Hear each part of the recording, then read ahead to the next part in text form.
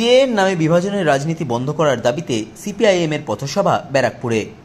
নিশিদিন diagnostic centre, এ complete diagnostic solution.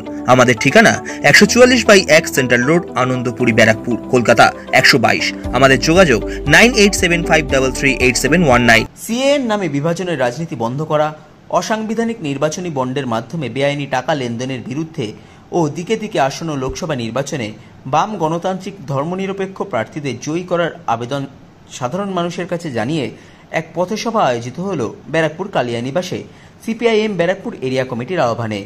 এই দিনের সভায় উপস্থিত ছিলেন সিপিআইএম রাজ্য কমিটির সদস্য তথা সিপিআইএম উত্তর 24 পরগনা জেলা সম্পাদক মণ্ডলীর সদস্য সোমনাথ ভট্টাচার্য, সিপিআইএম রাজ্য কমিটির সদস্য তথা সিপিআইএম উত্তর 24 পরগনা জেলা সম্পাদক মণ্ডলীর সদস্য গার্গী চট্টোপাধ্যায়, ডিওয়াইএফআই নেতা তথা যুবশক্তি পত্রিকার সম্পাদক কলতান দাশগুপ্ত, ব্যারাকপুরের প্রাক্তন সাংসদ তরিত বরণ তোপদার সহ অন্যান্য সিপিআইএম নেতৃত্ব।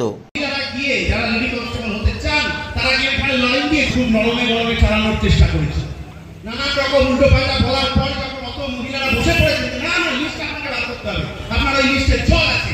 আমার বলেছে মূল্যের নেতার কি ছোট শালকের বড় ভাইরা ভাইয়ের মেজ ভাসুরের মেয়ে ও চাকরি পেয়ে যাবে, তৃণমূলের নেতা হয়েছে বলে তো বিরাট ভিড় হয়েছে। কলকাতার ওদিকেও বিরাট ভিড়।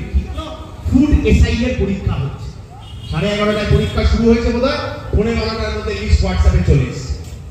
একজন পিছন থেকে মাথা নাড়ছেন, মানে জানেন বিএসসির এতদিনের সবচেয়ে বড় অ্যাচিভমেন্ট কি গত 12 বছরের সরকারে জানেন? সাদা খাতা জমা দিয়ে WBCS অফিসার ভিডিও হয়েছে।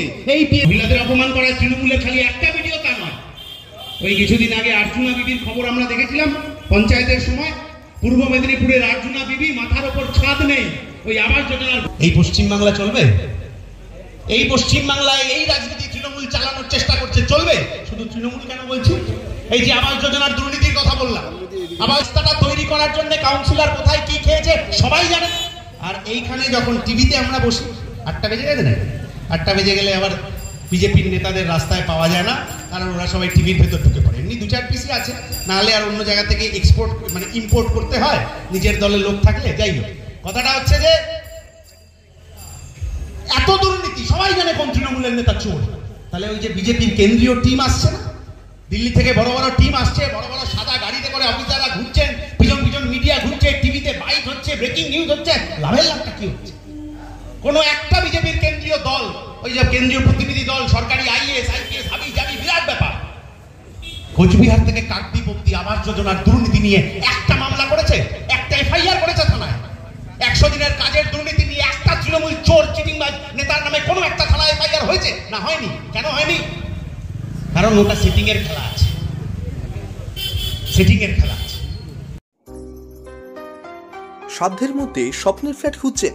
লাবণ্য গ্রুপের পক্ষ থেকে ব্যারাকপুর হরিসভা মন্দিরের নিকটে সোনাঝুরি আবাসন।